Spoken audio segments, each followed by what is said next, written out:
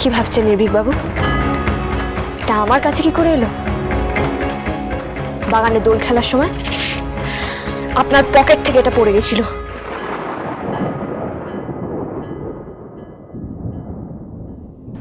কি হলো নির্ভীক বাবু?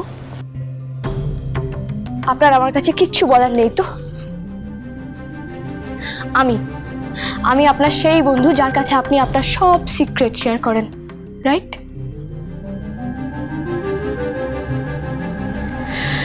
কিরকম বন্ধু আমি আপনার? কাল থেকে আপনি এত কষ্টে আছেন, এত চিন্তায় আছেন, আর আমাকে কিচ্ছু বললেন না? নাকি আমাকে নিজের যোগ্য বলে মনে করেন না?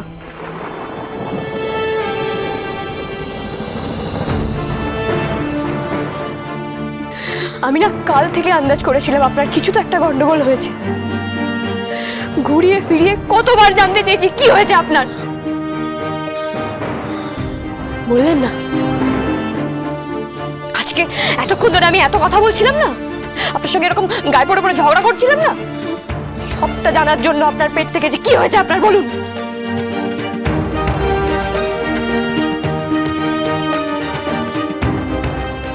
তবু আপনি বললেন না? নির্ভীক বাবু চুপ করে থাকবেন না, বলুন কি হয়েছে আপনার, বলুন না। দেখুন কাঁদবেন না, আমাকে বলুন কি হয়েছে, বলুন নির্ভীক বাবু। কেন উত্তর দিন, কাঁদবেন না এইভাবে। নির্ভীক বাবু আমি একটা প্রশ্ন জিজ্ঞেস করছি, অফিসে কি হয়েছিল কেন বলেননি, বলুন না।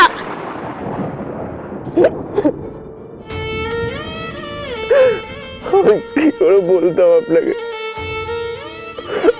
আমি এখন জবলেস, আমাকে টার্মিনেট করে দেওয়া হয়েছে। ওরা বলে যে কাল থেকে অফিসে যাওয়ার কোনো দরকার নেই, আমাকে চোর বদনাম দিয়ে বের করে দিয়েছে। বলেছে আর 6 দিনের মধ্যে 50 লাখ টাকা না দিলে আমার বাড়িতে পুলিশ আসবে, আমাকে জেলে নিয়ে যাবে। কেউ বিশ্বাস করছে না, কেউ শুনছে না আমার কথা। আমি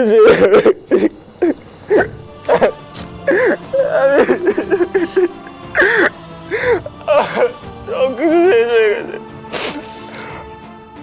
সবকিছু শেষ হয়ে গেছে, আমার ক্যারিয়ার শেষ হয়ে গেছে। না নির্ভীক বাবু দেখুন, এইভাবে কারো কিছু শেষ হয় না, কিছু শেষ হয় না।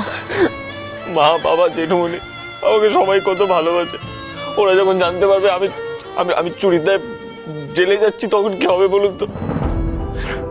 আর বাঁচতে চাই না, আমি আর বাঁচতে চাই না। চুপ চুপ চুপ চুপ, আমার দিকে তাকান, চুপ করুন। কেন কাঁদছেন আপনি? একদম কাঁদবেন না, তাকান তাকান আমার দিকে। কারা আপনাকে অবিশ্বাস করবে নির্ভীক বাবু? বাড়ির সবাই তো নিজের লোকেরা কখনো অবিশ্বাস করে? হ্যাঁ, তারা তো জানে আপনি কত ভালো, তারা তো আপনাকে বিশ্বাস করে। আমিও আপনাকে খুব বিশ্বাস করি, আমি জানি আপনি কখনো চুরি করতেই পারেন না। আর শুনুন, এসব আজে বাজে কথা না একদম মুখে আনবেন না। মানুষের জীবনে না বিপদ আসে, আবার সেই বিপদ কেটেও যায়। কাটবে না, এই বিপদটা কাটবে না। কাটবে, কোনো বিপদ জীবনের থেকে বড় হতে পারে না। আমরা দুজনে মিলে একসঙ্গে বিপদ থেকে বেরিয়ে আসব। শুনুন, আমি আছি না আপনার পাশে। আপনার শাকচুনির ওপর কি আপনার এতটুকু ভরসা নেই? কিন্তু 50 লাখ টাকা কি হবে? আমার কাছে ওটা আপনার থেকে অনেক সস্তা। ঠিক একটা ব্যবস্থা হয়ে যাবে, দেখবেন। আমরা দুজনে মিলে ব্যবস্থা করব। আমি আপনার পাশে ছিলাম, আছি আর থাকবো। একটা কথা মনে রাখবেন, আপনি কখনো একা নন। আমি আপনাকে একা ছেড়ে কোথাও যাব না। ওই দেখো আবার কাঁদে, দেখুন। এবার কিন্তু আমি রেগে যাচ্ছি, আমি কিন্তু এবার রেগে ঝগড়া করে আপনার সঙ্গে আড়ি করে দেবো বলে রাখলাম। না, আপনি আমার সাথে কোনোদিন আড়ি করবেন না, আপনি কোনোদিন আড়ি করবেন না আমার সাথে। চুপ চুপ, কেন কাঁদছেন আপনি নির্ভীক বাবু? আচ্ছা, আমার বুঝি খারাপ লাগে না? আমার মাইপো কাঁদলে বুঝি আমার খুব ভালো লাগে? আমার কষ্ট হয় না? তাকান, তাকান আমার দিকে। আমার কথা শুনবেন না? না আপনি কাঁদবেন না, কাঁদবেন না, কাঁদবেন না, শান্ত হন। ঠান্ডা মাথায় আমাকে বলুন সেদিন ঠিক কি কি হয়েছিল, বলুন। কি হবে শুনে? কি হবে সেটা পরে বোঝা যাবে। কেউ আপনাকে মিথ্যে কথা বলে এমনি এমনি ফাঁসাবে, আমি তাকে ছেড়ে দেবো, সেটা কি হতে পারে? এবার বলুন।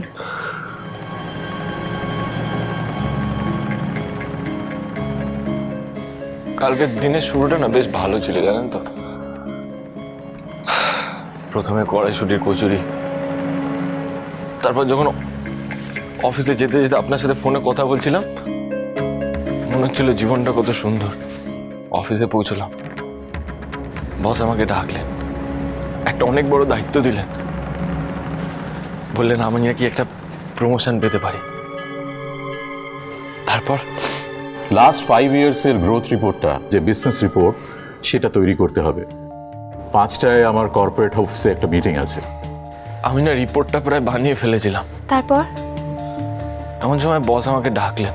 শোনো, আজকে আমাদের ব্যাংকে একটা বড় টাকা জমা পড়ার কথা আছে, আর আমাদের ক্যাশের যে ছেলেটা চ্যাটার্জি, ও আসেনি। তোমাকেই এই জমা নেওয়ার দায়িত্বটা নিতে হবে।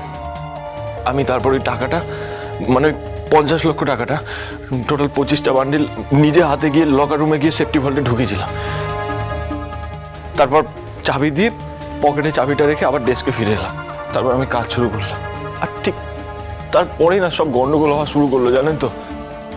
আমি দেখলাম যে ফাইলগুলো দিয়ে রিপোর্ট বানানোর কথা, সেই ডেটাগুলো না আমি নিজেই ডিলিট করে ফেলেছি। কি করে করলাম, কখন করলাম, আমার কিছুই মনে পড়ছে না। ব্যাস, বস তারপর খুব বকা দিল। আমি বসের থেকে টাইম নিয়ে আবার ব্যাকআপ ফাইল থেকে অ্যাক্সেস করে কাজ শুরু করলাম। হঠাৎ করে ক্যাশের গাড়িটা এলো ক্যাশ নিতে। আমি আবার লকার রুমে দৌড়ে গেলাম, লকার রুমটা খুললাম, একটাও টাকা নেই, সব হাওয়া হয়ে গেছে।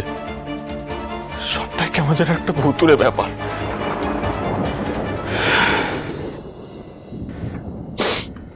না না না না না, আপনি বললেন সবটাই ভুতুড়ে।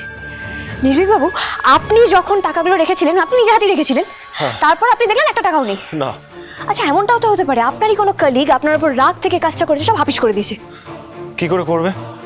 আমি তো কাউকে চাবি দিইনি, পকেটে রেখেছিলাম। বুঝে গেছি, সবটা ক্লিয়ার। বলুন না প্লিজ। আপনি আমাকে এইমাত্র বললেন না সবটা ভুতুড়ে? সবটাই ভুতুড়ে।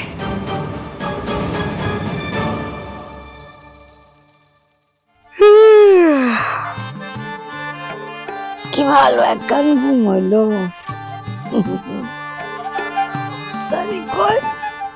দারুণ। না, এবার তোমার কামে লাগতেইব। এতক্ষণে চিঠি লইয়া বাড়িতে মনে হয় হুলস্থুল হইয়া গেছে।